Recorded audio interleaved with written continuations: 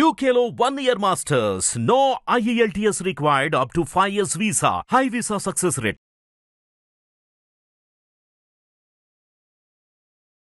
నమస్తే. ఎన్నో ఆధ్యాత్మిక కార్యక్రమాలు మనం నిరంతరం మన ఛానల్లో ప్రసారం చేస్తూనే ఉన్నాం. మీ నుంచి కూడా విశేష స్పందన లభిస్తుంది. అందులో భాగంగా ప్రతి మాసం మారింది అంటే ప్రతి ఒక్కళ్ళు చూసేది రాశి ఫలితాలు. మన రాశి ఎలా ఉంది, ఏ నక్షత్రానికి ఏ విధమైనటువంటి పరిహారాలు చేసుకోవాలి, ఈ విషయాలన్నీ అబ్జర్వ్ చేస్తూ ఉంటారు. చక్కగా ఫాలో అవుతున్నారు. మీ కామెంట్స్ కూడా చాలా అంటే చాలా ఉత్సాహాన్ని ఇస్తున్నాయి. అందులో భాగంగానే మనం కార్యక్రమం లాస్ట్ మంత్ కూడా చేస్తున్నాం, బిఫోర్ లాస్ట్ చేస్తున్నాం, ఇలా చాలా కార్యక్రమాలు చేస్తూ ఉన్నాం రఘుప్రియ గారితో.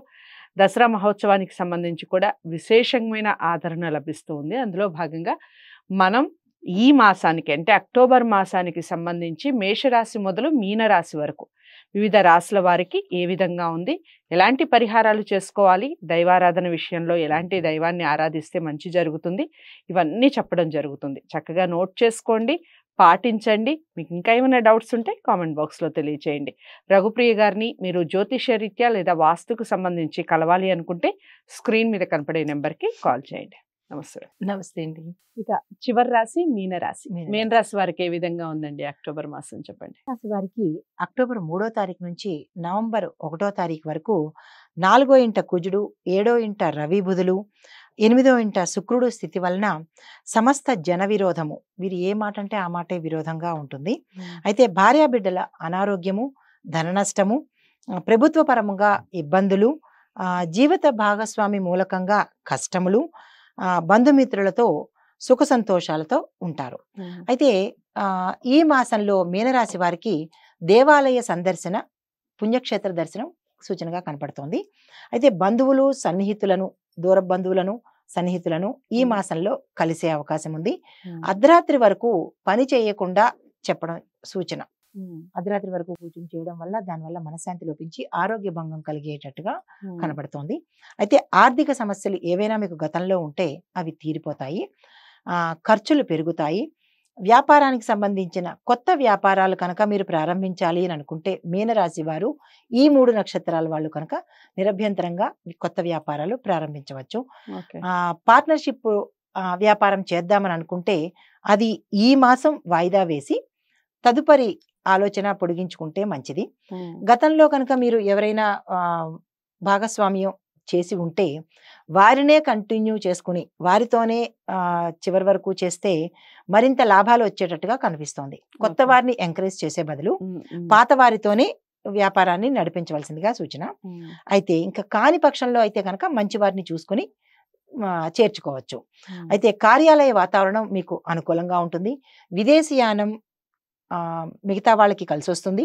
విద్యార్థులకు మాత్రం పై చదువులకి ఈ మాసంలో ప్రయత్నం అయితే చెయ్యొద్దు. తర్వాత ప్రమాదకరమైన పనులు అంటే ఏవైనా ఫ్యాక్టరీస్లో వాటిల్లో పనిచేసేవారు అటువంటి ప్రమాదకరమైన పనులు కొంచెం వాయిదా వేసుకుంటే మంచిది. అయితే వైవాహిక జీవితం సుఖంగా సంతోషంగా ఉంటుంది. భార్య మూలకంగా కొంచెం కష్టాలు వచ్చేటట్టుగా కనబడుతోంది కాబట్టి అది ఏ వైపు నుంచి వస్తోంది అని గమనిక పెట్టుకుంటే చాలా మంచిదిగా సూచన. అయితే రాజకీయ రంగం వారికి, కొత్తగా చేరేవారికి లేదా అంత క్రితం ఉన్నవారికి ఈ మాసం అంతా మంచి అనుకూలమైన సమయము. ప్రజల మన్ననలు పొందుతారు. అధిష్టాన వర్గం నుంచి మంచి గౌరవ ప్రఖ్యాతలు వస్తాయి. ఇంకా వ్యాపారస్తులకి ఎలా ఉందంటే ఇందాక అనుకున్నట్టు పార్ట్నర్షిప్ వ్యవహారం అనేది కొంచెం పోస్ట్ పోన్ చేసుకోవచ్చు. పాత వారితోనే పార్ట్నర్షిప్ ని నడిపించాలి. కొత్త వ్యాపారం పెట్టాలి అని అనుకుంటే కనుక ఈ మాసంలో బుధవారం నాడు కానీ లేదా శుక్రవారం నాడు కానీ కొత్త వ్యాపారాన్ని ప్రారంభించవచ్చు. వ్యవసాయదారులకు ఎలా ఉందంటే ఈ మాసంలో మొదటి ప్రథమార్థంలో కొంచెం ఒడిదుడుకులుగా ఉంటుంది. ద్వితీయార్థం నుంచి అంటే ఏం చేయాలి, ఎలా చేయాలి అనే సంశయం ఉంటుంది. అది ద్వితీయార్థంలో వాళ్ళకి ఒక క్లారిటీ వచ్చి ద్వితీయార్థంలో వారికి మంచి అనుకూలత కనబడుతుంది. ఏ పంట వేసినా చేతికి అందుబాటులోకి వస్తుంది. ప్రభుత్వం నుంచి సహాయ సహకారాలు టైంకి అందుబాటులోకి వస్తాయి. రుణాలు చేసే పరిస్థితి అయితే వీరికి ఉండదు. పాత రుణాలు తీర్చుకుంటారు. పౌల్ట్రీ రంగం వారికి, నర్సరీ రంగం వారికి, వాణిజ్య పంటలు వేసే వారికి ఈ మాసం అంతా అనుకూలంగానే ఉంది. విద్యార్థులకి కొంచెం మందకొడిగా ఉంటుంది. ఉత్సాహం తెచ్చుకోవాలి. కాన్ఫిడెన్స్ మీలో పెంచుకోవాలి. కొంచెం కాన్ఫిడెన్స్ తక్కువగా కనపడుతుంది, అది మీరు పెంచుకోవాలి.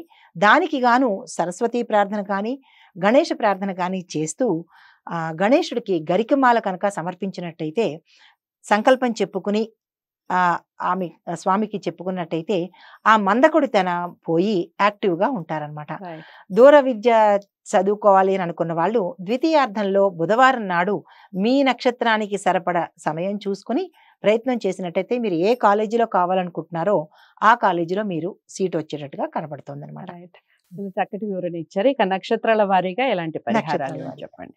పూర్వభద్ర నక్షత్రం వాళ్ళు గురువులను గౌరవిస్తూ ఓం బ్రూం బృహస్పతియే నమః అనే మంత్రాన్ని 108 సార్లు ప్రతిరోజు ఉదయం సాయంత్రం పఠించాలి. లేదు మాకు ఉదయం పూట అవ్వదు అని అనుకున్న వాళ్ళు సాయంత్రం వేళ ప్రదోష కాలంలో కనుక ఈ మంత్రాన్ని తప్పనిసరిగా చేయాలి. ఎందుకంటే బృహస్పతియే మీకు మెయిన్ ప్రధానం కాబట్టి ఇది సూచన అయింది. అయితే గురువుకు సంబంధించిన ఆలయాలను సందర్శించాలి. గురువు ఆలయంలో మీరు అన్నదానానికి కానీ లేదా ఒకరిద్దరు పేదవాళ్ళకి కానీ మీరు అన్నదానం చేసినట్టయితే, అన్నదానాన్ని కట్టడం కానీ లేదా ఆ రోజు అన్నదానం చేసినా కానీ గురువు యొక్క దృష్టి మీ మీద ఉండి గురువుకు సంబంధించిన చెడు ఫలితాల నుంచి మీరు బయటపడతారు. తదుపరి ఉత్తరాభాద్ర వాళ్ళు వయోధికులను అంటే ముసలి వాళ్ళని కొంచెం ఆదరణ చెయ్యండి. లేదా వృద్ధాశ్రమాలను సందర్శించి వారికి బట్ట ఇవ్వడం కానీ లేదా డబ్బు రూపంగా దానం చేయడం కానీ చెయ్యాలి.